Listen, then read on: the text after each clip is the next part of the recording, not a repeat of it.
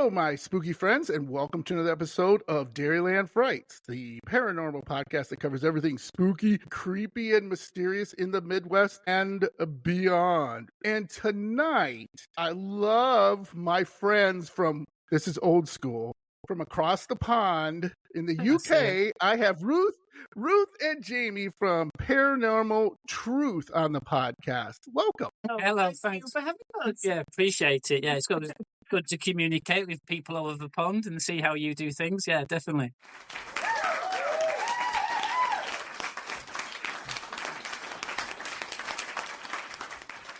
Absolutely. So I was talking offline to Ruth and Jamie, and I said I had Liam from the Spooky Shed podcast. And if this happens to you, when I was talking about our topic with him, he had a paranormal experience during our recording.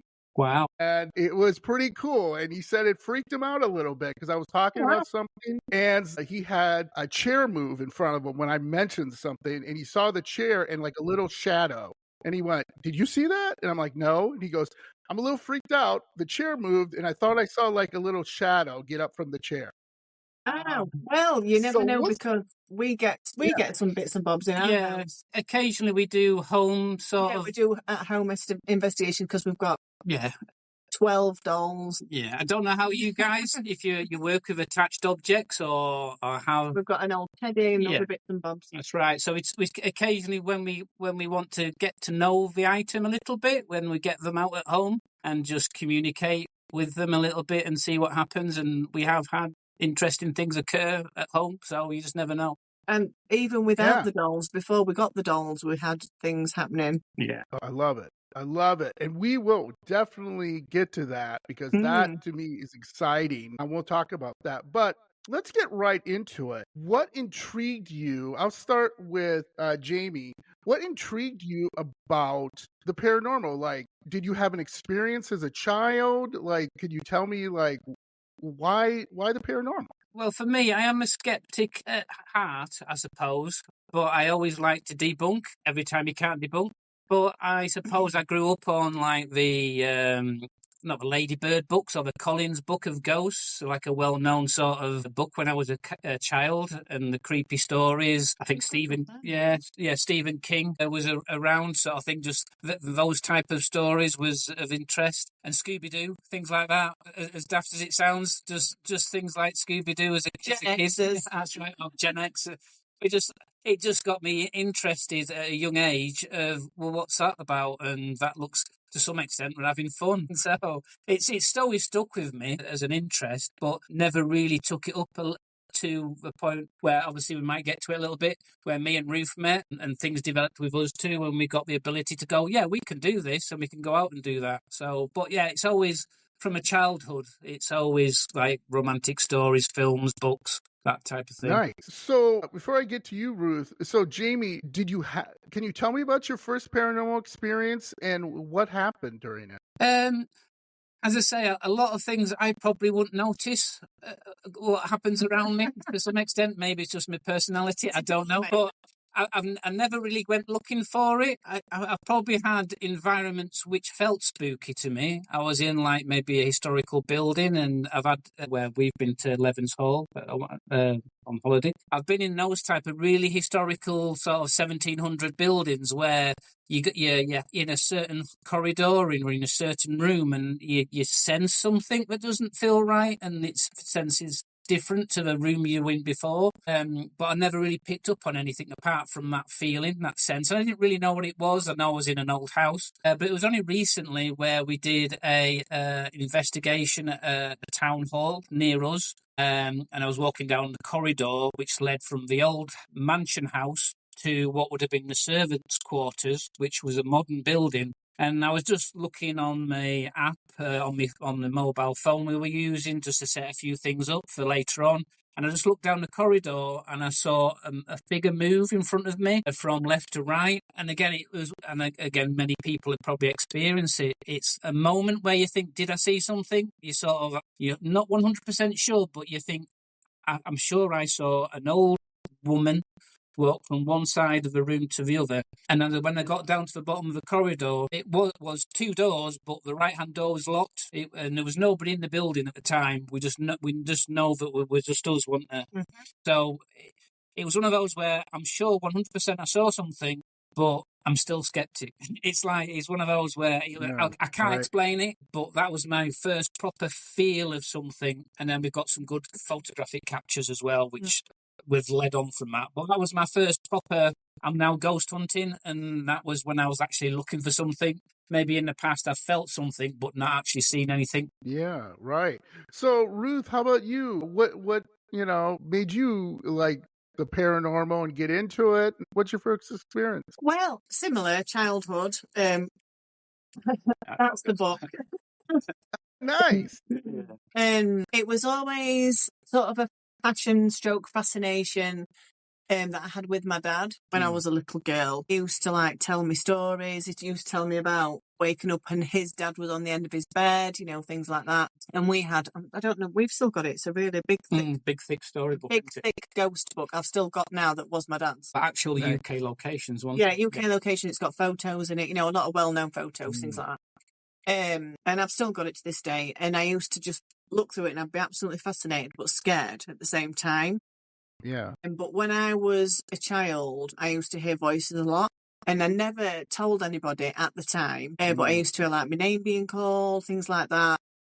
Mm-hmm. And I can remember, I was talking about this earlier. Yeah. The Shadow Man type. The black hat man, phenomena. Yeah. Yeah. Yes. I can remember I must have been between 8 and 10, and we lived, way to explain it. Are you familiar with the show Coronation Street? Yeah. Yeah. Sure. The house I lived in was very similar to that, like a terraced house, like those kind of houses where we had, it wasn't really a garden, it was like a backyard. And I can remember looking out, my bedroom window was at the back, and I can remember looking out into the yard, and I could see, that's what I saw. And I thought it was my dad, but my dad then came into my bedroom, so he was in the house. So that was a bit like, what was that? And it was like a silhouette man, with the hat. And I can remember being laid in bed another time, and I felt somebody grab my ankles, and I can remember just pulling my legs up, up into me like that, fetal position almost, and just covers around me and thinking, just go away. And that's what I used to say in my mind when I used to hear these voices calling my name. I just used to be be quiet, leave, go away, and it'd stop. And then that was that. I didn't think it was paranormal. I didn't know what it was, but it sort of freaked me out a little bit when I was a child. And it wasn't till years and years later, probably, how long ago was this? About 3 years ago, I had a reading with, you'll have heard of Ian Lawman, will you? No, I haven't. Okay, he's quite well-known. Very well-known. He's a psychic medium. He's on a television programme over here called Help My House is Haunted. Okay. He's a fantastic medium, and I had a reading with him, and he's, telling me, and then he suddenly said, "You hear voices," and I was like, "Okay," and I said, "Well, I used to do, but I'd never told anybody because, I just didn't." Yeah, it's not something you tend to share. Over the years, oh, by the way, I hear voices, so. And I was absolutely, it floored me when he come out with that, because I was like, wow, that confirmed it. Do you know what I mean? So I used to have Absolutely. lots of like I said, those type of experiences as a child. But I've always been fascinated with ghosts and things like that. One of my favourite films when I was a little girl was High Spirits, things like that. Yeah, right. Yeah, and led to where we are today. That's right. Really? Yeah, I love that. So let me take you guys back, okay? Mm-hmm. You guys, when you first meet, who was the first to say, "Hey, I'm into the paranormal," and then did the other person go, "You're in the paranormal, so am I"? I mean, how did that happen when you guys first meet? I'm very curious to that. Well, it started off, as I say, as we do, because we met, 9 years ago? 8 years. 8 years ago this summer. Nice. 8 years ago this summer we met. And I suppose we were looking at things to do, so as you do, going out and doing different things. But there's this place that you're very fond of from where you live, or where you come from and born, in Doncaster. It's called Cusworth Hall. It's like a... Downton Abbey? On the TV show Downton Abbey? It's a smaller version of that, but it's that type of building. Matthew Wrights and family. So it's got a lot of history. Hundreds. So you always used to again go up there with your dad and look round the house and the garden. When I was at school, we'd go like on visits there and things like that. So and even years later, I worked in schools. I was like a teaching assistant, and we'd take the kids on school trips there and things like that. So even like years later, I was still going back. I used to take my dogs there every day, you know, on walks and things like that. And then I moved across here where we are now, which is about half an hour away. Yeah, it's not far at all, is it, really? Yeah, go on. No, at the time we were looking for things to do, and one of the things was it was a ghost night, a Simply Ghost Night organisation was having an investigation there. So we booked ourselves on. So we said, shall we do that? Because then we realised, it's something of interest for both of us. We've already had a feeling for TV shows that you can watch. So we'd have already been like, I love that. Yeah. Oh, let's watch this. And what's the other one? About building and that one. Oh, Most Haunted. Yeah, it was Most Haunted, which is obviously a UK that's been on for years and years and years. So we've obviously discussed things like that. So we knew that was an interest there. But because it was so local and on our doorstep at the time, we said, let's book ourselves into for a night of investigation there. So it was, 8 o'clock till 2 o'clock in the morning. And I had another thing up my sleeve as well, or I was planning that during the course of the night I was going to propose to you, wasn't that? So I proposed at the same time as having the investigation. That's so sweet. It was an interesting time. And it was a really good investigation night as well. It was scary for you as well. So much happening. Physically felt like a full body. It's hard to explain. Yeah, we were doing a hands-on round a table. So there was 8 people around a table, which were trying to do communication with a spirit that was well known within one of the rooms. It was a cheeky spirit called Norman. But normally when these guys go to that venue, it does interact with the actual the people that call out to it. So they were doing table tipping, moving the table around. We hadn't done anything like that before, and we were amazed about how much that table moved. Left and right on one table, one leg. It was quite surprising. I know that there's again skeptics on table tipping and movements of tables. So again, it was entertaining, and it was enjoyable being part of that. But at the same time, we were sat behind with our backs to a glass display cabinet, which had a lot of. So there was nobody behind us. Nobody could squeeze past us. Yeah, the gap was like inches. And you, as I say, you felt you were being pressed and kneed into the back of yourself. Like leaning right against, like behind the entire back, and I just jumped up and went, "There's somebody behind me," and I could physically feel it. Yeah, and that was at the very start of the evening. So that sort of like freaked me a bit. So I was in such a familiar place. I was quite on edge that night, wasn't I? Yeah. I'm not as bad now. No, you've got used to it now, yeah. Yeah, so that was my question. When I see husband and wives who investigate the paranormal together, one of the things is that the women tend to be sometimes emotional. Like something happens, and it kind of sounds like that. Ruth, have you ever had a time where you had to leave an investigation or an area you were in where you got really emotional and don't know why? That night, I was like that. That night. Yeah, literally that night. We did that, and then we moved to another area where we did voice spirit box type of communication. And some of the words that came through were quite relevant to the environment we were in and the area we were in. So that was interesting. That was okay, wasn't it? Then we moved into another area, which was the domestic servants' kitchen. They did a Ouija board again. No. Yeah, which I took part in because I was just interested. And we got movement on the glass. It was spelling things out. Again, you never know who's moving it. I always think, we've discussed this in the past. The only way we could probably officially do a Ouija board is with people you trust, people you know well. Yeah. Because we've been to a few investigations and we know that you can see the pressure. Yeah. You can see it. it was a family event, family organised event, and you had people in the family on the Ouija board with you. And I was so surprised. Well, I wasn't surprised how much that glass was moving around and saying what it wanted to say. But I'm like, It's unbelievable. I'm looking at the finger. Yeah, we're very sceptic on that side. You've got to be with people you trust, I believe, to make sure that what you're asking and what you're getting is genuine. So we did all those things, and then we went back upstairs after a break, and we were going to do another table tipping session with communication. The lights were turned down, so it was near enough pitch black. In the room itself was a Victorian hearse carriage.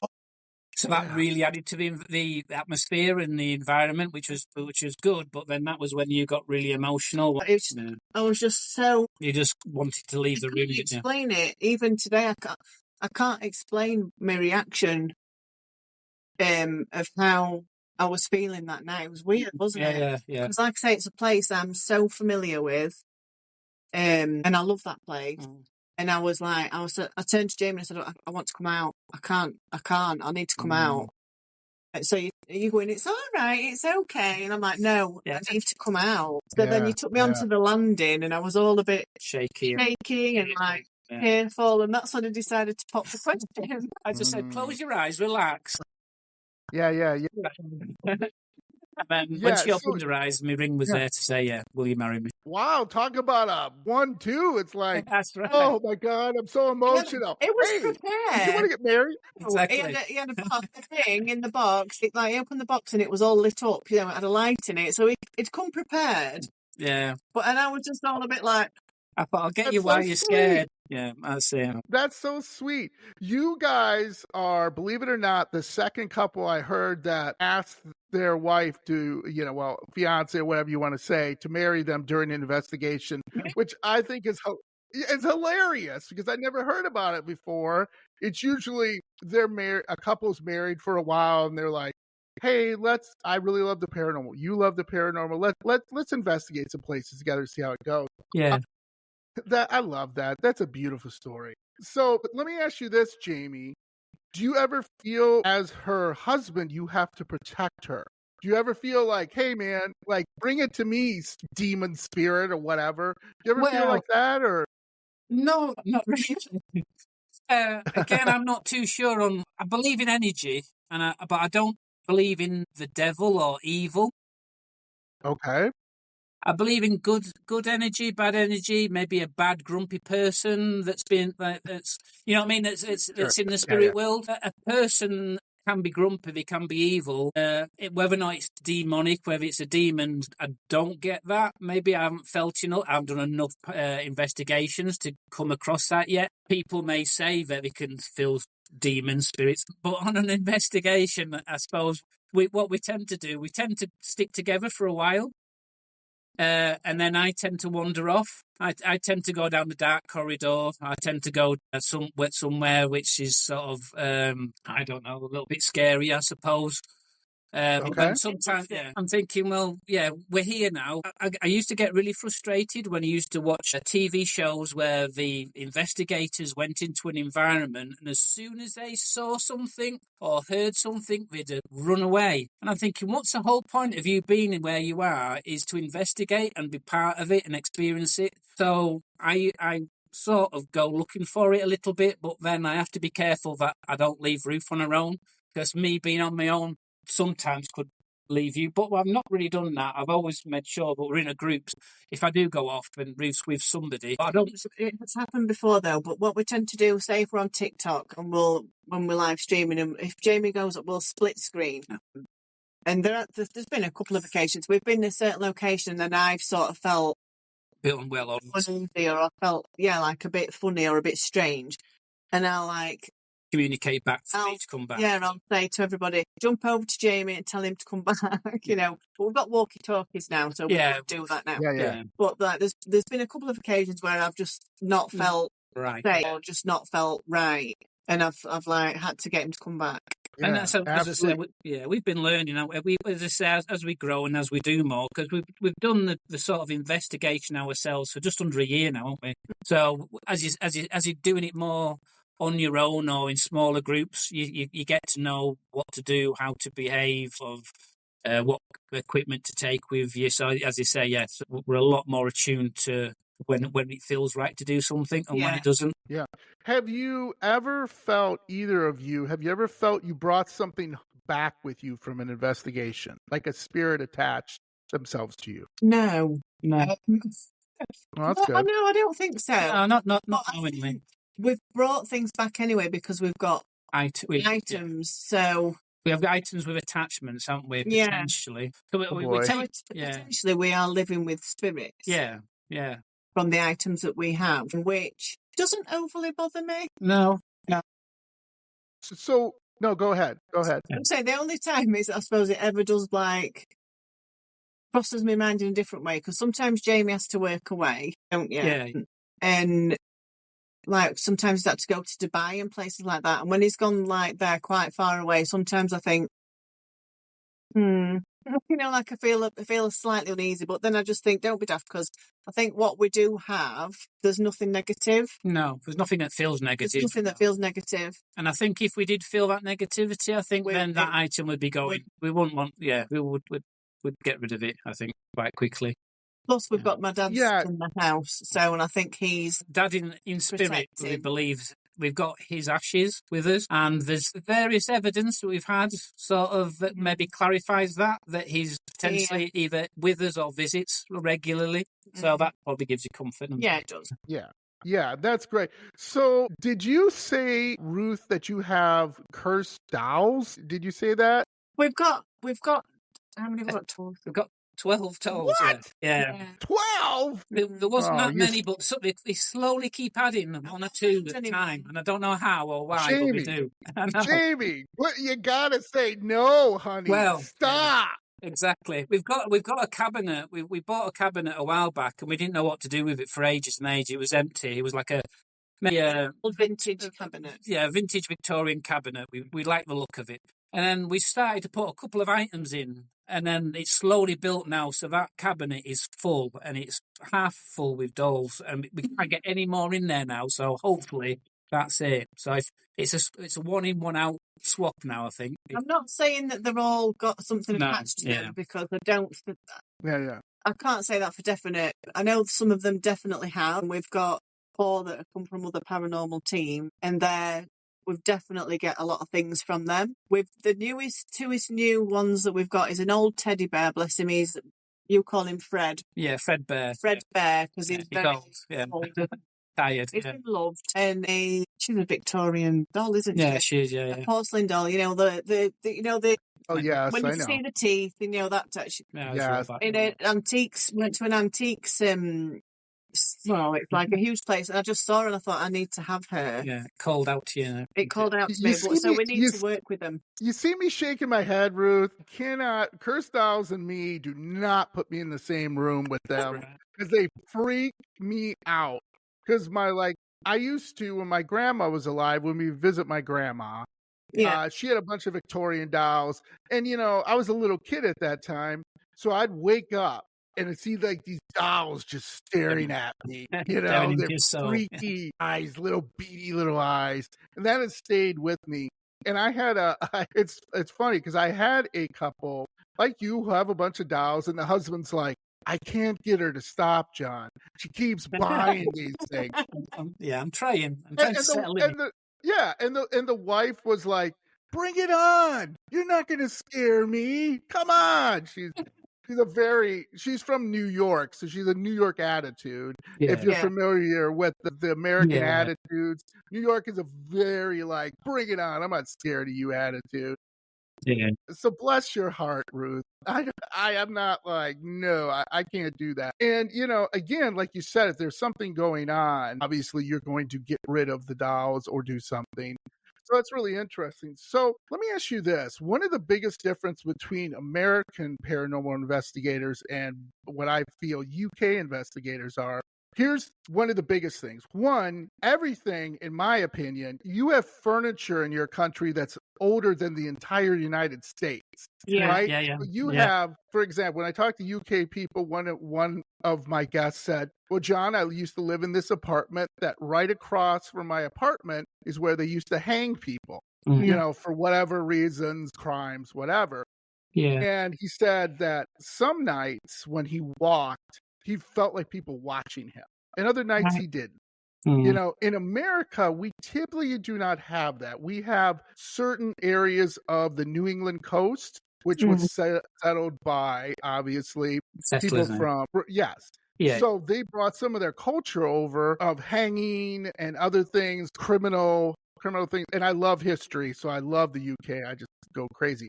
So that's a big difference. For me in America, I can find a number of haunted things.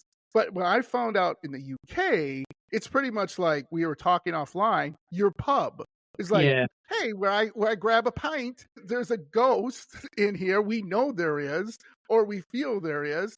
That's one of the biggest differences. Does that make you guys like, to me, is like, where do you start, right? Like, where do we start? How do you guys pick a location? Like, how do you guys go, well, let's try this, right? I don't know, because there's that, especially like where we live, there's quite a few sort of historical areas that are pretty much on the doorstep. No, that's right. And I think that's the case. I think that's what we did when we first started going out ourselves. The good thing was it was maybe summertime, spring, summer. So we could go to the place, even if it was outdoors, if it was a ruins, if it was a castle, if it was an area of interest, like I don't know what do you call them, the sort of outdoor churches sort of areas. You could go and visit them, and you can spend time in there before it gets dark, so you could look round it, you could get a feel for the place. So we were doing them quite locally, and then when it got a bit darker, then obviously it helps with the environment, the setting, then you do your investigation. So that's where we sort of started, didn't we? With a few of us, we're now in groups, so we were getting a feel of it. And then we're members of the National Trust and the what do you call it? English Heritage, which gives you passes to go to other castles and other stately homes and historical buildings. So there's a lot for us, and then I suppose the radius can just get a little bit bigger. So you start in, say, 20, 30, 40 mile radius, and for us in the UK, obviously everything's a little bit closer. It's not as spread out. Yeah. So, and then we look at, well, we can go there. It's a 2-hour drive, but we'll do the 2-hour drive and have the investigation and drive back. We're prepared to do that now as well. So we'll pick more areas of interest and maybe prepared to go further to visit. I mean, we have got some all-night ones coming up that are, further away, and then we're staying overnight, and that's different. But for like just, sort of week to week, if we're going somewhere, evenings, or evenings, there is places we can go to. We are fortunate; we've been able to sort of get a couple of locations that are sort of under the radar, but there's definitely things there, and that's good because obviously, like you've got a lot of your paid ones, and it's like literally 20 minutes down the road from us is 30 East Drive. Yeah, which I don't know if you're aware of that one. That's a well-known. No, that's a very well-known. Yes, I just did that one. I just did that with it's like 20 minutes away from our house. But it's I'm not overly... We've heard different things about it. Mixed sort of things about that place. I'm not in a mad rush to go there. No. Because I just feel like it's oversaturated almost. Mm-hmm. Mm-hmm.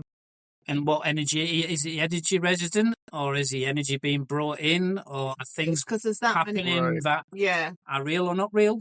There's so much now sort of unknown about the place, and when you see people go in there, we've been told lots of different stories about if it is authentic or not. It's something that'd be interesting, but I'm not in a rush. No, we've got a castle. We've got an old ruined castle in Wakefield, which is again 15 miles away from us, which was part of a war. 15 minutes, which is War of the Roses history. Richard III. Richard III's favourite castle that he used to visit. It's a ruin now, but we can just go. We could just rock up there, walk in, and have a wander around, and we can have a little bit of an investigation, get a feel for it. So we've got those type of things on our doorstep as well, which is really, really nice to have. We've had a lot of things come through from there. A lot of historical things and talking about sword fights and fighting. We get a lot of that kind of thing coming through. And Absolutely. And there's like abbeys, abbey ruins around here Yeah. and things like that we can go. There's all sorts of places, to be honest. Because that's the thing with Henry VIII, obviously, when the Church of England, so all the monasteries and the monks, the monks got turfed out of the abbeys, and then the abbeys obviously got sort of all the masonry, the timber sort of got taken away. So there's lots of ruins around which we can, again, the history's there, but we can go and explore. So it's good. I love it. By the way, I did have a guest on, Chris. He's from Strange States. If you want to reach out to him, Okay. I can give you his information. He went to the Black Monk of Pontefract. He went to the house. He did have an experience. Okay. He still questions it like you guys. Yeah. He wasn't really sure about it, but he had an experience where Fred is the ghost that I guess, has been named in that house that likes to roll a ball from under the bed. And he had that happen to him where this ball was rolling from under the bed. And he talks about it in my episode. You're more than welcome to listen to it. Like I said, it's Chris from Strange State. And he talks about going to the owner or whoever the guy's running it. And he's like, that's a funny trick. That's, come on. Yeah. What are you guys doing? And the guy was like, nope, I'm not doing anything. Why would I do anything? And he did all these things to try to debunk it. Yeah. And he was walking out of there going, I kind of believe it and I kind of don't. But the one thing that you guys in the UK that you had one of the most famous that everybody knows, even here in the States, is the Enfield poltergeist. Yeah. Which I believe is half truth. You know what I mean? Because there's that famous picture of the little girl Jumping. floating in the air, right? I mean, I've talked to people who know things about photography and everything, and they're like, she was jumping. That's actually jumping. That is not someone carrying her. But there's a lot of things with it. Go ahead. Yeah. Is it not? I'm sure it came out in an interview because she was called Janet, wasn't she? Yeah, she's still alive. Yeah, isn't she?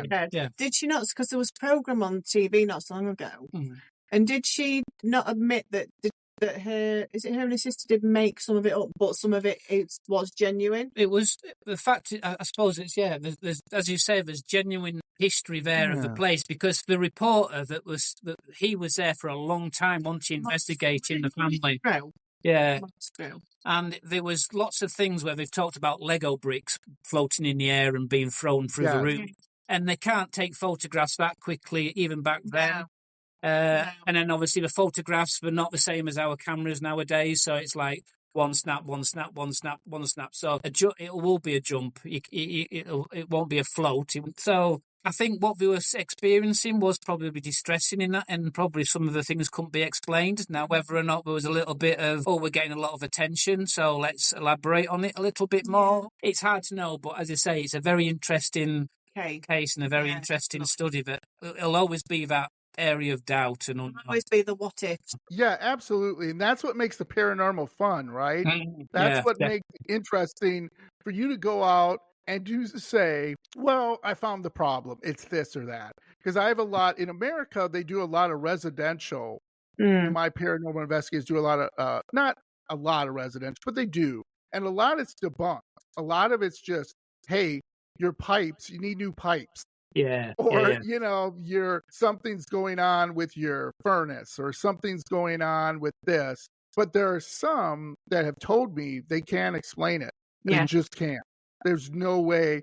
They've talked to me about someone they felt being possessed, but they didn't know if it was that person needed therapy, like there's some type of mental disability. And there are people like that where they go in and the person just has some mental disability, but they're seeing shadows, they're seeing things move, and they're not really shadows or things moving.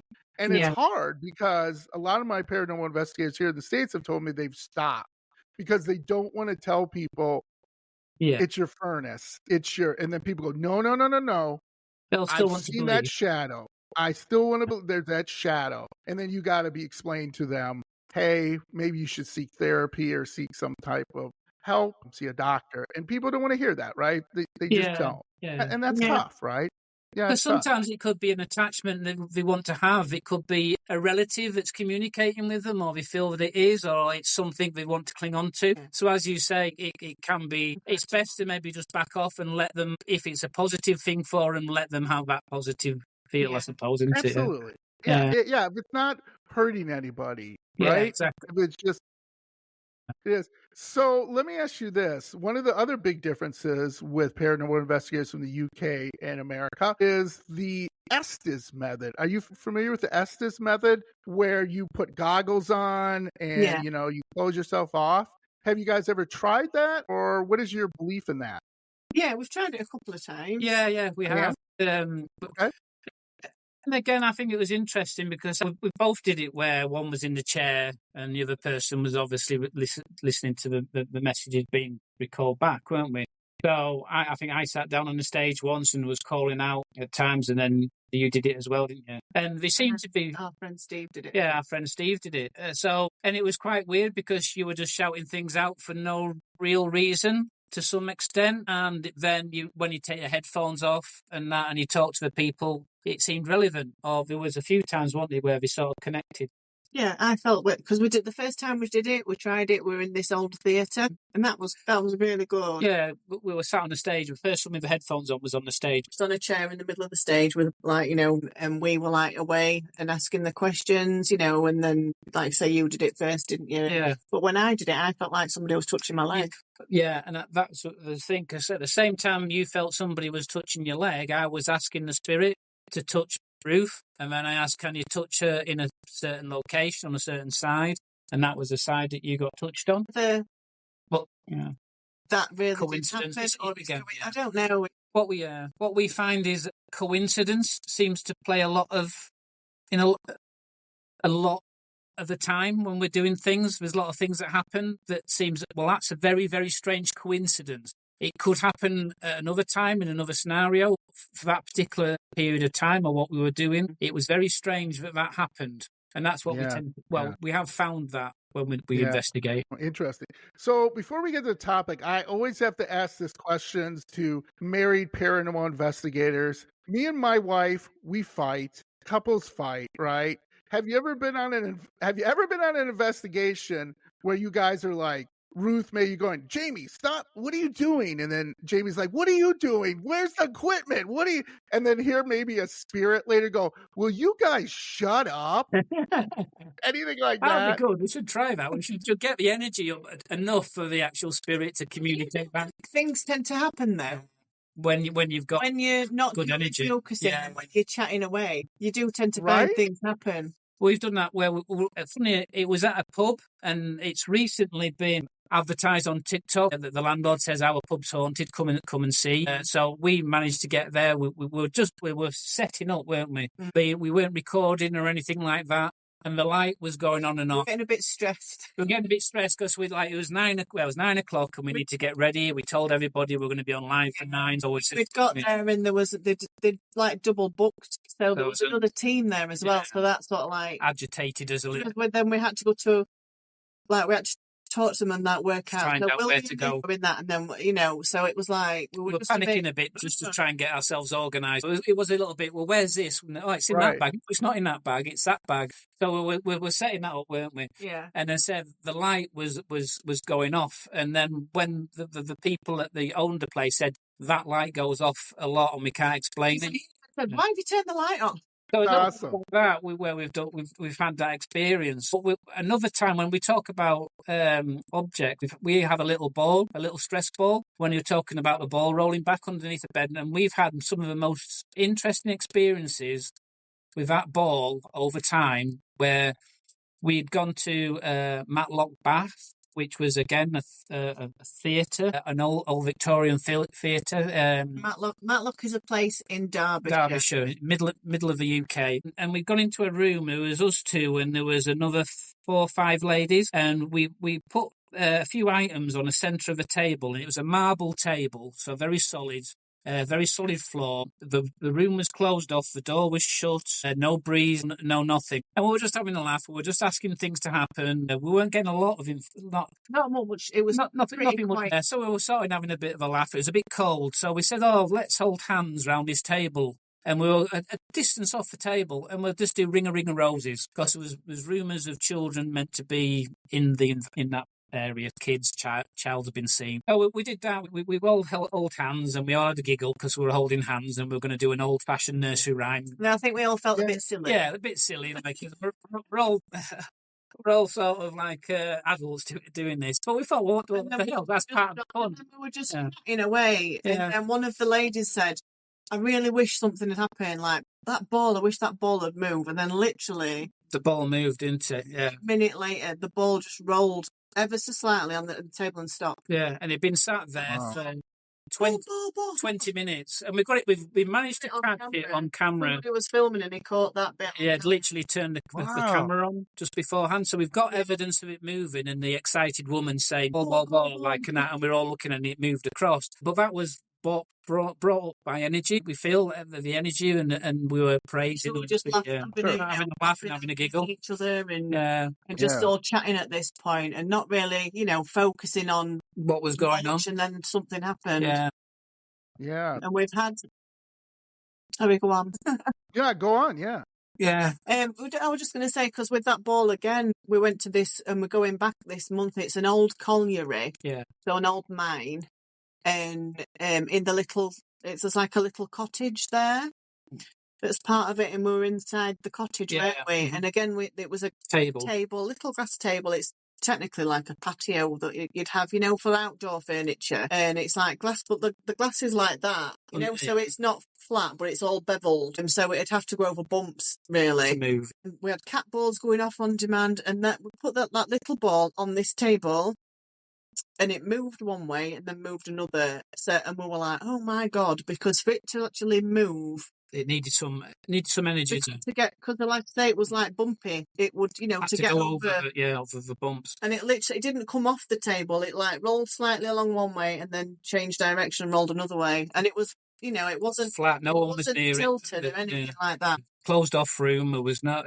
But again, it had been on this table a while, and then it happened. And they're just they're the interesting things. They're the things that we can't really explain. You can't understand, because it was like, if it rolled at any time at all in that 20 minutes when we didn't ask it to roll, then you go, okay, why is it rolling? But when you actually ask something to roll, and then because again, we've had these conversations, when you ask for some evidence or you ask for something to happen, you don't expect it to happen maybe straight away. You can't expect maybe a spirit to go, okay, well, you've said that, I'll do that. But there must be a period of time how long do you allow something from you ask something to actually occur? Yeah. Is it 5 seconds, 30 seconds? Is it a minute? Is it 5? It's one of those. But when you ask a ball to move, and then within, say, 10 seconds it moves, and it's been sat on a table for 20 minutes untouched, not moving, it's hard to explain what's going on there. Yeah, absolutely. So just one thing before we get to our topic, you brought up something I think is fascinating, which I love. So Gettysburg, obviously you guys heard of Gettysburg. Mm-hmm. Yeah. You guys, I don't know what you would call it, your equivalent to the UK version, but being that it was, you guys probably have 2 or 3 things as equivalent to that. But anyway, Gettysburg is the place that most of my paranormal investigators love going to, been multiple times, because you always have an experience. Yeah. Because over 100,000 people were killed in a size, like a couple acres of land. Sure. So it's not right? So imagine the death and the horror that's just in that area, all that energy of people just taking their last breath. Exactly. Or maybe they, right? It's just crazy. So when people go there, always have experiences, and there's a number of inns that people go to. And one of my favorite stories that, if this ever happens to you, and it seems kind of like it happened to you with the ball there, was they kept on being poked. So by, maybe, when you're waking each other up in the morning, come on, honey, we got to go to work. Come on. You're poking each other. That's what happened to them. Yeah. And when they finally had to say, will you stop? We need to sleep. It stopped. Now, to me, that's crazy, but it's amazing. But how do you explain it, right? How do you explain that it's not a dream? Because they were two of the paranormal investigators were in that room. They could see the sheets moving, and they could feel being poked, but it's really hard for you. They tried to, they did some recordings of it, but it was like, how do you know what I mean? Because people Yeah. could say, oh, you're just moving. You're just Mm. moving Yeah. the sheet. No. You're just taking it, right? But they say, and that's amazing to me because in this inn was one of the few civilians who were killed during Gettysburg. It was a Mhm. woman. She was in her house at the time, which is now an inn, and a stray bullet came through there and killed her instantly. She was just Wow. looking out the window, watching the battle, and a stray bullet, bam, killed her. She's dead Yeah. instantly, fell Yeah. dead. You know what I mean? So that's here. Obviously, in the UK, you've had the Black Plague, you've Oh. had wars, and on and on and on and on. A lot. And yeah, and it's right. Yeah, it's interesting, right? That's what's fascinating. Close to us as well, again, maybe half an hour's drive, is the city of York. Yeah. Which was a Roman city as well. So as well as being like connected to Richard III and things like that, it's a walled city, so there's a castle wall all the way around it, and it's got the Golden Fleece pub. So there's another pub which is haunted. There's lots of other sort of Sky Fox. but there's been a couple of reports of a Roman cavalry army being seen marching in an area. There was a guy who was doing some building work in a cellar underground under a building in York. And he was just walking away, and all he could hear was some marching and I think some horses. Okay. Mm-hmm. And he didn't know what it was. And all of a sudden, in front of him was centurions marching from a knee upwards. That's all he could see. That's all he could see. See the lower legs or the feet. Walking past him for a period of time. And obviously, he was spooked. He went upstairs and obviously said to the rest of his mates, "Oh, I saw this," and they said, "Oh, you're having a laugh." But then we did some historical sort of routes, and he noticed that the path of the Roman road that would lead into York was exactly where they were when they were doing the. So it was lower down. So it was lower down. So see their feet or the lower legs, because that's why you could only see them from the knee up. And then that was reported not just by him, but was a later report by somebody else that had experienced the same thing. And again, they talk about the magnetic tape theory, the stone tape theory, of a loop of any or something.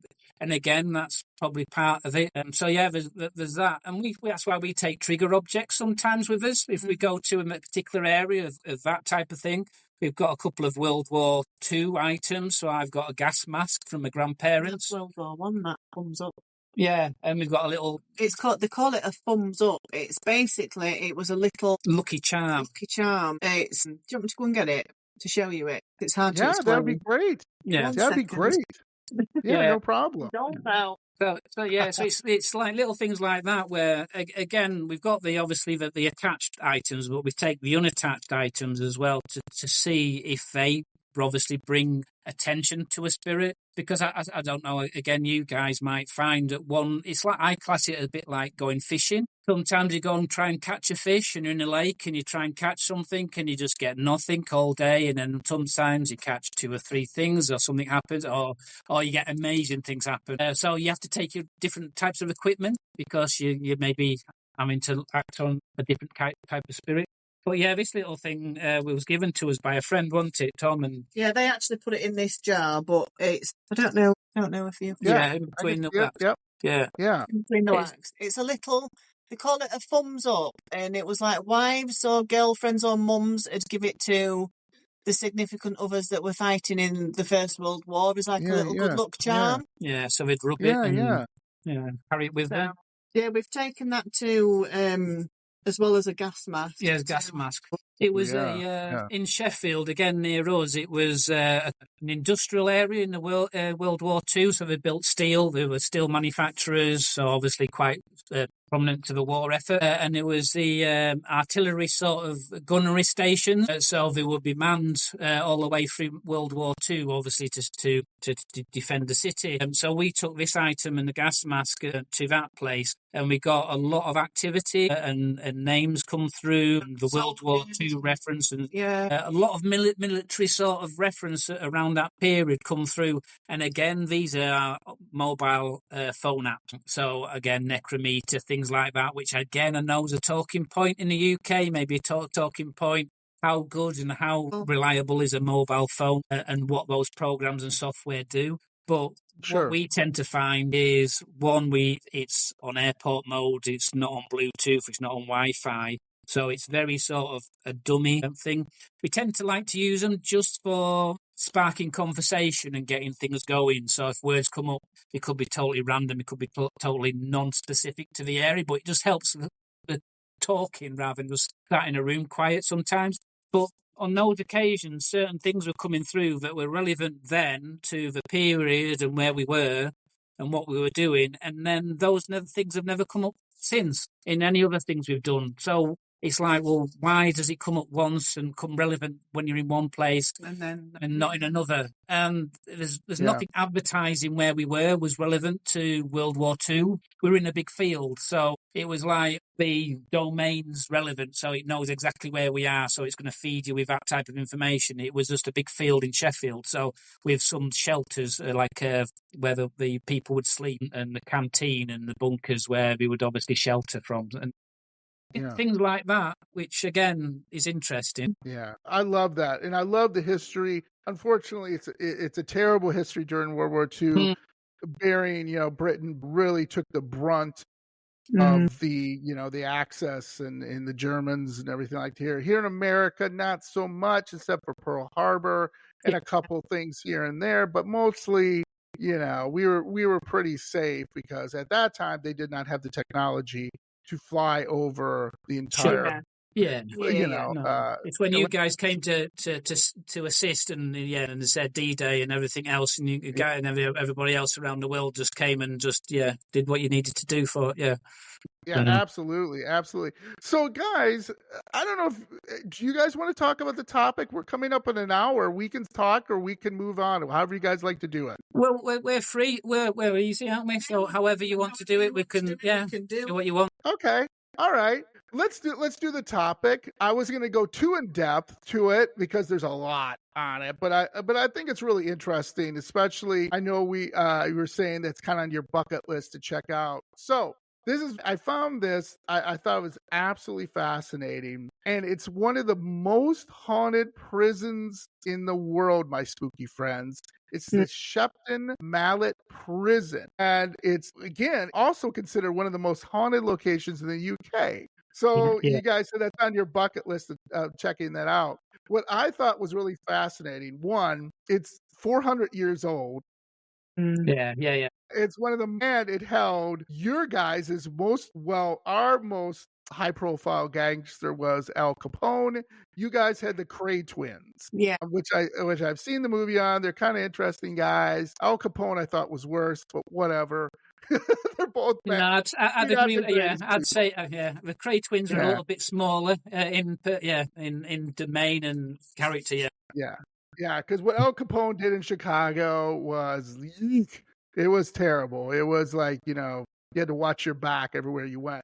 But it has, what's funny about this is, and when prisons in America are the same way, we've actually, and I'm sure you filmed movies at this prison, a lot of prisons film movies in and so on and so forth, but it's become the most visit spot for fans of dark tourism. By the way, dark tourism is where if you want to go and check out things like Ed Gein, he was our serial killer here in Wisconsin, where he was a cannibal and he was eating people, blah, blah, blah, blah.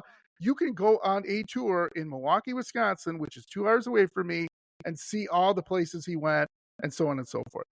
It's weird that you want to do that. Also, you can ghost hunt, and believe it or not, you can get married there. So if you guys want to get remarried, maybe. Yeah. There you go. Now, I don't know the equivalent, but it is 69 pounds per person to go in here. Okay. Yeah. So I don't know what the equivalent to American money, but is that expensive? 69 pounds? It depends. 69 pounds for an investigation or just a visit? It says for a 12-hour overnight stay in a Victorian cell. That's not for that. A pinnacle of a place to go, or one of the most popular places to go. That's not too bad a price. Not too bad? Yeah. Not too bad. Okay. All right. Good to know. Yeah. There you go. They average around about £50. 40 to 50 £40 to £50 for maybe an 8 o'clock till 2 o'clock sort of. Okay. Yeah, sure. Yeah.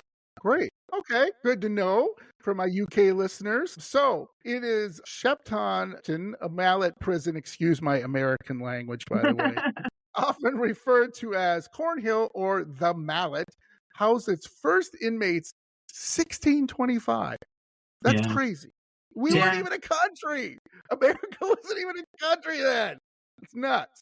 One of the things, though, it is a common misunderstanding, according to my research, that the Shepton Mallet prison dates back to 1610 as the Bridewell Act was passed. Okay, I didn't do my UK history exam for today. That year during King James I's reign.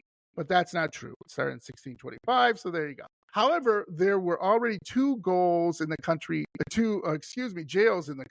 at this time, located in Ilchester and Taunton. Is that how you pronounce it? Okay. So there were already prisons already. So this is that's crazy. But one of the things people say in this prison, this is what happens. It's paranormal activity is commonplace throughout the prison.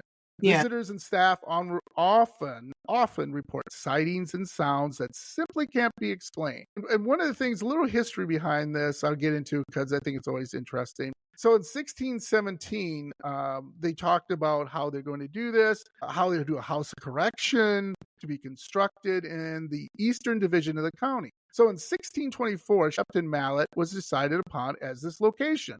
So again, they were thinking about how are we going to get these prisons and stuff. And they put this all together. Forget this, folks. They built a prison for 160 pounds. It's amazing, isn't it? Yeah. Right? That's crazy. So now they cost millions, obviously, with whatever. But anyway, they developed this house of correction in this town. And George, oh boy, I'm just going to be really honest. It's Sheephay, Sheephaye. How do you pronounce that? Just spell it out again, sorry. Sure. Sheephaye.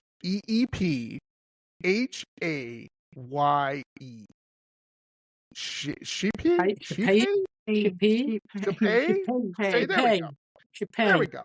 Yeah. All right. He became the first governor of the jail. There we go. We'll give him some credit. But during the early years, it was, believe it or not, rather primitive conditions. Yeah, no kidding, right? Prisoners were not, this is terrible. Prisoners were not separated by the seriousness of their crimes. And they put men, women, and children were often held together.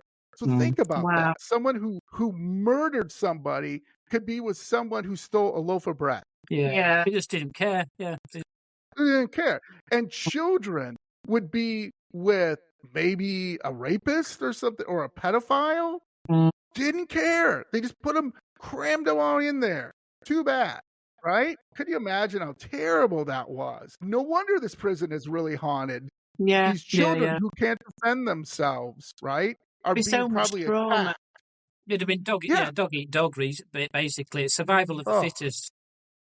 Yeah. Absolutely. So the poor conditions and the lack of wage being paid to the jailers resulted in lax discipline and promiscuous and drunken behavior. So basically, they just let anybody do anything. You know, if you want to, unfortunately, harm this woman, harm this child, a bunch of drunk guards, who cared, right? They would beat each other. You know, there was deaths. No kidding, it's haunted, right? Yeah, exactly. Jails are bad enough. And just imagine a jail where somebody can just basically do what they want. And I'm like, ugh. And then, of course, right? And they have primitive sanitation led to regular outbreaks of diseases and different fevers. And it's just, and if you see this, if you guys ever go to the jail, you have to let me know. I'd love to hear about it. You know, it's just like basically a bucket. Like, there it is, right? And everybody went in that bucket. And then water, you know, might be in another bucket. So if someone goes to the bathroom, relieves themselves in the water bucket, you're drinking that water. Yeah. Yeah, no choice. Right? Yeah. Probably the only water you're going to get. Yeah.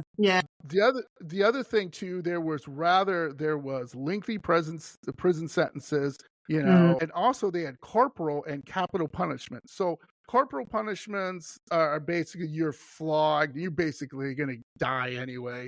Capital punishments is you're killed. They hang you, typically hanging, beheading, all the fun stuff, right? But in fact, by the end of the 1700s, over 200 crimes were punishable by the death penalty. This was known as the Bloody Code. So think about it. Over 200 crimes. So let's say you get into a bar fight, right? And today in the UK and the United States, that might be a misdemeanor, depending upon how far the fight goes, right? But typically you're not going to be killed. But I looked this up, and you could get into a bar fight, and let's say you beat the guy pretty good, whatever. Yeah, you're probably going to be killed. You'll probably be hung, or hanged to death or beheaded. That's insane, and nobody challenged this. You know what I mean? No one said anything. Again, why do you think it's haunted? Yeah, there's so much. Yeah, so much going off in there. Yeah, it's like traumatic energy. Yes, negative. Right, negative energy. So as the prison moved into the 1800s, well, this is good. Some reform took place. The Victorians began building new prisons and expanding old ones, such as Shepton, Mallet. So what they would do instead of kill you, they would just give you hard labor. Yeah. Work it. Yeah, you basically work you to death. So instead of dying right away, you go years, months, and then you die. Well, thanks a lot, guys. So, I laugh at it, but you see kind of the humor in it. Like, can you just kill me? Yeah, I mean, and the different things they did was insane. But one of the things too, as well as they eventually started doing more construction. So it became a bigger prison and became one of the largest prisons in the UK. And it was, believe it or not, powered by a mill just outside of the prison. So we all know mills. Typically mills are used for crushing wheat. So you make bread and it's used by the water and stuff.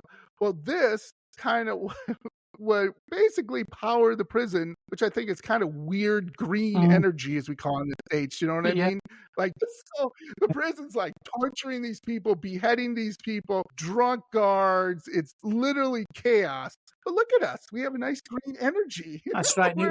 New technology coming into play. Exactly. Yeah. Look at us.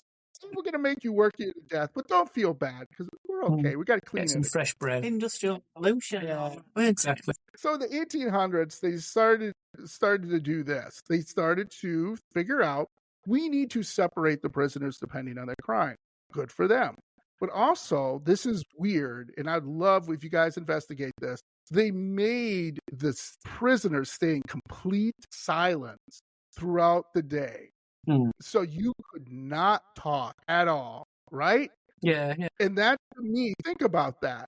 Think about being in a prison this horrible. You can't have any communication. If you even was like whispering to your prisoner roommate or whoever, they would beat you nearly to death for doing that. Right. And again, wonder why it's haunted. So my feeling would be if someone investigated this, you'd probably hear a lot of whispering, or you would probably hear a lot of anguish of people screaming and being punished. I don't know. I just think that's because I suppose if you're asking them to talk, it potentially could go against what they were allowed to do. So maybe, as you say, you might not get a lot of verbal noise, apart from obviously the screaming, but you might get a lot of banging or that movement kind of in a different way, a different form of communication. Yeah, definitely. Yeah. So I'm guessing if you're doing EVPs, you probably get a lot of EVPs, but that's just my guess. That's just a guess. Yeah. So to make things worse, 1868, they closed Ilchester and Houghton prisons. They closed them, and they moved all the prisoners to Shepton, Mallet. So imagine all those prisoners coming in there. Oh my God. Yeah, thanks a lot. And if you go online, and I'll put these things up when this episode comes out, of what the prison looks like and the cells look like, and you're like, That's my closet. Like, you know what I mean? Like that's smaller than my closet. It's unbelievable. So one of the things too is from 1889. I thought this would be more, but I guess not. Between 1889 and 1926, 7 men convicted of murder were executed within the prison, and their bodily remains, and again, I thought this would be more, were buried within the grounds of the prison, where they still remain to this day. Yeah. So in America, there's a prison called the 100 Acres of Blood. It's the Missouri Penitentiary in Missouri. If you ever get to the States, definitely check this out. It's called, like I said, like 100 Acres of Blood. It was such a terrible prison like this that they think, this is just a guess, 100 unmarked graves of prisoners in around that prison. They just threw them all over the place and didn't mark them. They just said, here you go. Good enough for you. And they just threw them in a hole. And I'm just like, that's why that prison is extremely haunted. So, believe it or not, the prison population started to decline in the early 1900s. I wonder why. Like, I'm not going to the shithole. Like, but the last woman left in 1918. So remember I told you, in America, you separate women prisons now from male prisons. Yeah. It's a total separate prison. And I'm sure in the UK you do that too, obviously. But at that time, they did not, like I said. So she was there from 1918 to 1930, where she was basically around 50 other male prisoners. So she was in a section with basically 50 male prisoners, one woman to 50 guys. Yeah, no. Nothing bad is going to happen with that, right? Nothing bad. But due to the size of the population and the deterioration of the site, the decision was taken to close the prison in 1930. So eventually they started moving these people out and everything like that. But here's something that's really weird. At the start of World War II, the prison reopened to become a British military prison known as the Glass House. Yeah. And basically they held, of course, military people who would, I don't know, go AWOL or whatever you want to say. Desertion or whatever reason, right? Yeah. So at one time, between 1942 and 1945, over 700 U.S. servicemen were incarcerated there. 16 of the U.S. servicemen were also hanged, and further 2 executed by firing squad during these years. So now you've gone from women, men, children in this prison and everything. And, like I said, the last prisoners, technically 1930, were let go, but then they made it a military prison. Yeah. So to me, it's like one hell goes in another hell. You know what I mean? It just builds on top of each other, doesn't it? It just builds and builds and builds. No wonder it's considered one of the most haunted prisons. So throughout the war, the Old Woman's Wing became a top secret repository for the National Archives, as they left 300 records and archives materials and public things for safekeeping because of the bombing, obviously. This included the Magna Carta, and the Doomsday Book. Can you guys tell me what the Doomsday Book is? I don't know what that is. Doomsday Book was probably the first register of taking order of what was in the country. So it would go from maybe city to city or village to village and say a historical register of what was in that village, maybe the names of the people that were in that village. So it was your first proper recording of a capture of time of what was happening in the country at that moment. Buildings or certain places that date back to the Doomsday Book. Dates back, so there's like maybe a church or a building. You know that it was around, say, whenever the Doomsday Book was first generated, because it has a recording of that facility, that building in that book, and that's where, as I say, that saying comes from. It's on hundreds of hundreds. Yeah.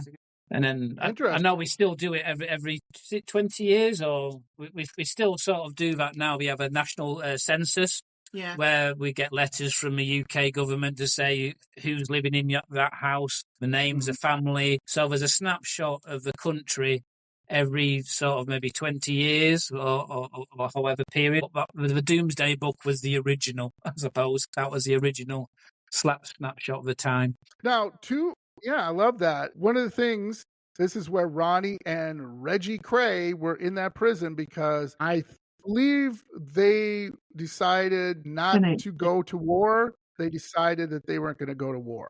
I believe that was their thing. They decided to not go into the draft or something to that effect. And I'm like, In 1966, the prison once again reverted to a civilian prison. And in 2001, the role of the prison changed. Once again, it was retooled to become a male lifers prison. So basically, it became just for men who were lifers for whatever reason, who committed the serious offenses, who were guilty, and already spent a considerable amount of time in prisons. They put them in here. But one of the things was that they finally, and this is rarely recent, the prison was finally decommissioned in 2013, March 28th, which is interesting. It was held in the exercise yard, attended by officers and staff, past and present. Now, let's get to the fun stuff here, unless you guys want to add something before I get into the ghosts. No? You don't want to add anything before we get into before I get into the ghost story? No. I know that obviously the Crays were born in 1933, so they might have missed the war. So they probably were too young to maybe go into the war, but the opportunity of taking over the London patch because of the gangster sort of element to it, they were probably quite young, and availability of being able to expand the territory of ownership of that time was quite void. Yeah. So that's probably why they sort of maybe enabled them to do things as they did. Yeah. Yeah. Awesome. So the famous ghost story of this prison, the famous person is called the White Lady. Okay. That is the woman I talked to a little earlier who was in prison. According to reports, she murdered her husband. But again, people are kind of like, I don't know if she did. But anyway, so she is the one that people always look to find or to have some type of investigation with. And people have said that what has happened is prisoners, they have said when they're in her area where her cell was, that they will ask for extra bedding because it's super cold in that area. Right. As well as they smell sweet perfume, which is interesting, would waft around the prison, and prisoners would become uncomfortable in their cells, and officers started to refuse working night shifts because they would see this apparition. They would first smell the perfume, and then they would see this apparition of this white lady gliding across the different prisons, the different floors, everything like that. So one of the things people have done investigations, and a lot have not found the white lady. It's been inconclusive. But as years pass, they say that they continue to have trouble with getting night officers. Anybody working at night would not work at night. But the ones who have worked at night, again, smells perfume, see shadows, and white figures standing on the stairs. And again, like I said, they what's really weird about this is why they call her the White Lady is because they see her, this white apparition, in a wedding dress, a woman. I'm kind of, like I said, gliding down the stairs. And she was killed, or I should say hung, as her final request. Why she requested this, I have no idea. But basically they were like, we'll move you to another prison or we'll kill you. What do you want? She was like, I want to die. And she actually said that. She wants to die. She'd rather die than go to another prison. Because they would have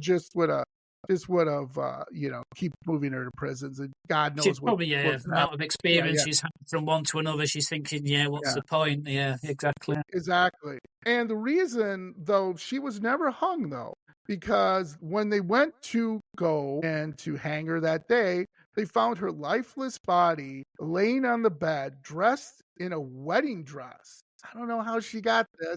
And the officers obviously thought she committed suicide or something like that, but they didn't find any marks like around her neck or that she had slit her wrist or anything like that. And people conclude she must have died of a broken heart.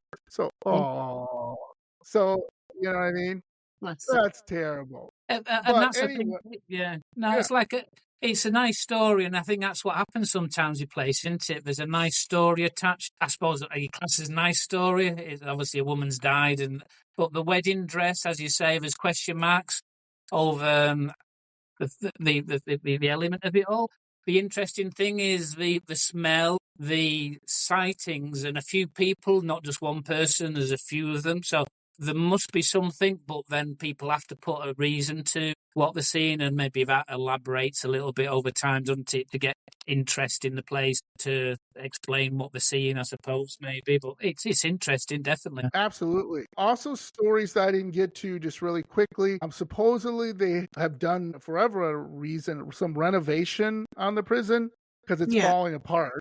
Obviously, it's been around since the 1600s. They have found, supposedly, skeletons in the walls. Wow. Yeah, wouldn't surprise us. Believe what you believe, I guess. But supposedly there is proof when people have knocked out, similar to your story about the gentleman working, digging up the area, and then seeing Roman soldiers go back. Yeah. They have found where, these men were buried alive in the walls, which doesn't surprise me, talking about how horrible this prison is.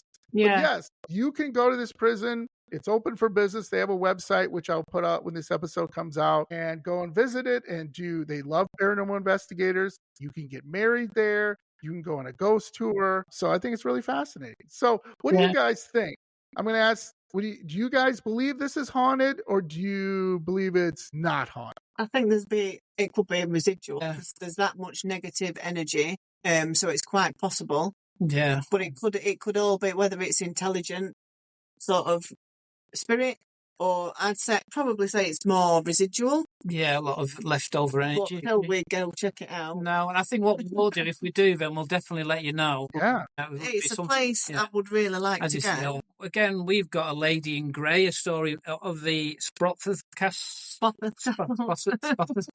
near us. We've captured a photograph of a great lady in grey, and there's a story of this lady in grey that's gone to a tower and thrown herself off out of a window because obviously she was in love, and it was in some reason.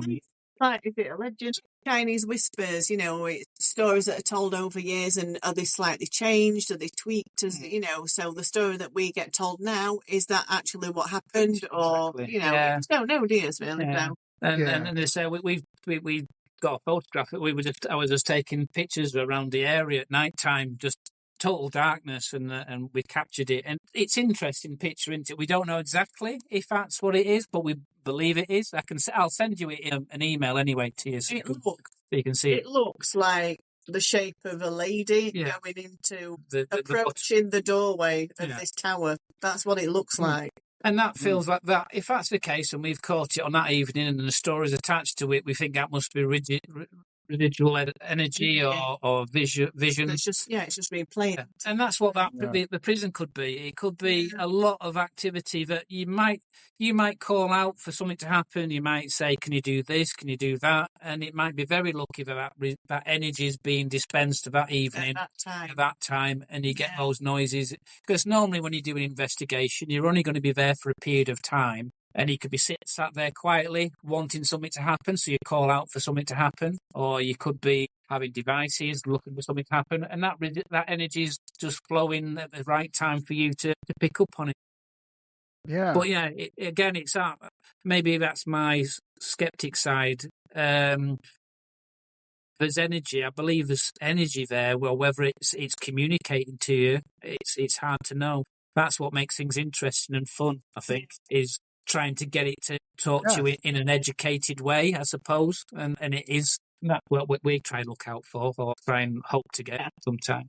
Absolutely. So I always ask my UK, before we wrap up here, I always ask my UK friends, where in the United States would you like to investigate? Do you guys have like a bucket list of like, oh, we want to investigate that place? Well, it's like when you talk about prisons, as Alcatraz is an interesting place for me. As I say, there's quite a few sort of programs we watch where people do go and investigate that, and obviously the history. Obviously, Al Capone was there, wasn't he, for a period of time, I believe, was he? Yes, that is correct. So again, there's that type of, and I've always loved, like, as I say, the films attached to it as well, like Clint Eastwood with that type of thing as a kid. But yeah, that would be one of my bucket lists, to sort of go there and just experience, because it's a little bit of a time capsule as well. Yes. So, well, that'd be one for me. How about you, Ruth? Marilyn Monroe's house. Yeah, for me, because when I was a little girl, I was obsessed with her. I loved her. I thought she was fantastic. And so that's probably, I think I would. I'd like to do that, really. I'd like to go there. Probably not many people would say that, but yeah, I would. There'd be some interesting stories from there. Yeah, absolutely. Well, you guys, I could talk to you for hours. Ruth and Jamie, you guys are amazing. This was Thank you. Beyond belief. I love, like I said, my UK people, because they have so many interesting stories and such a rich history. It just, like I said, I'll have to have you guys on again, because I didn't even get to a couple things. I didn't even get to a couple things I wanted to, or a few things I didn't want to get to. But before we go, could you tell my spooky friends where they can find you and what's upcoming for you guys? They can find us on Instagram, Paranormal Truth. That's our name. We are also on Facebook and TikTok. We're debating possibly going into YouTube, aren't we? Yeah, we've got quite a lot of videos now of what we do and what we capture. Again, what we tend to find is it's quite hard to edit everything down sometimes to then replay it to show we've got this evidence, this is what happened. So we might do a YouTube channel so we can show that evidence a little bit easier. But yeah, that's our three main sort of Instagram, TikTok and Facebook. Yeah, we've got, like I said, we're going back to the colliery, the mine of the 28th. What we've got coming up? We've got a convention called Parameet. Yeah, that's next month. That we went last year for the first time. Meeting everybody in the area, really, aren't we? Mediumships. We've made some great friends from there. There's loads of different people from the paranormal world. Guest speakers, a fantastic group of like-minded people. What else have we got? We've got a few like overnight investigations coming up, like June, July.